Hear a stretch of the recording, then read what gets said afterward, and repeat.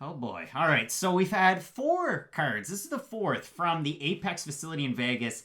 And when you have 4 cards and you're signing people off the regional scene, sometimes you have to fill co-main event slots or main event slots with Jess Guy and Cynthia Calvillo. And you end up with Platinum Mike Perry taking on Mickey Gall in one of the freakishly freak fights that I've ever seen since Mickey Gall and CM Punk, or Mickey Gall and Mike Jackson, or Mickey Gall and Sage Northcutt.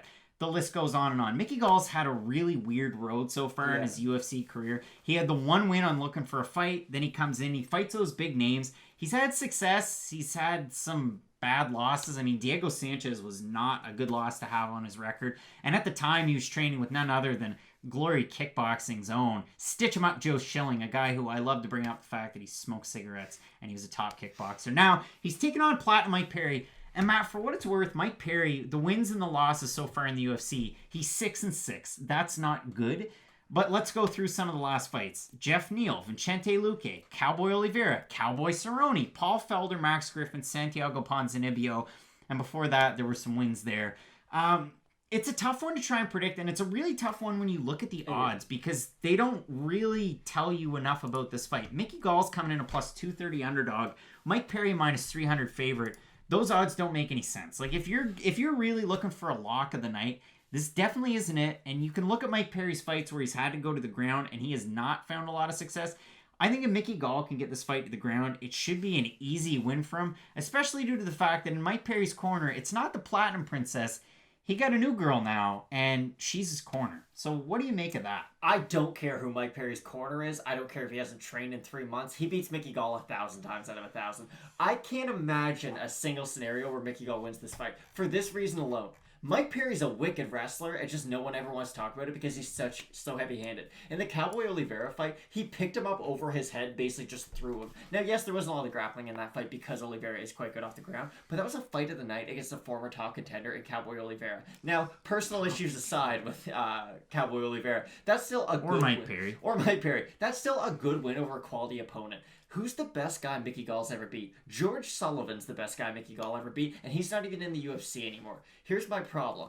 I would rather a guy lose to high level competition than have a guy barely beat guys who aren't even in the UFC anymore. Mickey Gall's striking isn't very good. It's non-existent, I would say. If Diego Sanchez is able to light you up on the feet like a Christmas tree, I'm pretty sure Mike Perry's going to be able to get a knockout win. Because Mickey Gall isn't great defensively on his feet, and he's not that fast. If Mickey Gall was a faster striker, I would say he'd probably win this because his jiu-jitsu's that much cleaner than Mike Perry's. It's just, he doesn't have the striking or the wrestling to even get the fight to the mat in the first place. So I think Mike Perry's going to be able to have a pretty easy win on his hands. This is the troubling telling sign for Mickey Gall. And notice how I omitted the fight. His fight against Slim Tuahari is one of the worst fights I've ever seen. That was his last fight. Yes, he won the fight. Slim Tuahari's no longer in the UFC. Mickey Gall got so tired in that fight. They both did. Their striking was terrible. It was just an awful fight. You have to figure if that fight is even an ounce of what you're going to get in this one, I would expect Mike Perry to run away with a win. Mickey Gall hasn't shown, and again, I hate to bring him up constantly because I did in a previous video, Sean Malley took a bunch of time off and used that time to improve and get better. And when he did come back, it was almost a completely different fighter. He was good before he had that extended layoff, but when he came back, you were like, wow, he must have spent a lot of the time in the gym because he just... every facet of his game improved. Mickey Gall took quite a bit of time off, came back, and didn't look any better. And this is a really troubling thing for me. Sorry to cut you off, but after the Sage Northcutt win, he was like, yeah, I can drop down to 155. That'd be pretty easy for me, and I do really well at that weight class. If you thought you could make 155, and then in the Sanchez fight and in his last fight, you can't get tired due to the weight cut. If you can say that you can get down to 155, that means 170 shouldn't be that big of an issue for you. If Gilbert Burns is at 170 now, of course. If he can make 155, then Mickey Gall should be able to make 155. So I don't know why the cardio and the weight cut has been a problem for him, at least as of late. It's just a talking point. I know he's going to make weight. It's just really odd how a guy who's not that big for the weight class has openly admitted that making 170 is not the easiest thing for him. I think Mike Perry's the better striker, the faster striker, the more powerful guy. I think he's the better wrestler. The only thing Mickey Gall does well is jiu-jitsu, and that's when he's on top too. If Mike Perry takes him down, I wouldn't even be that worried about Mike Perry on top. I don't think he'd stay there long enough to really have much of a risk.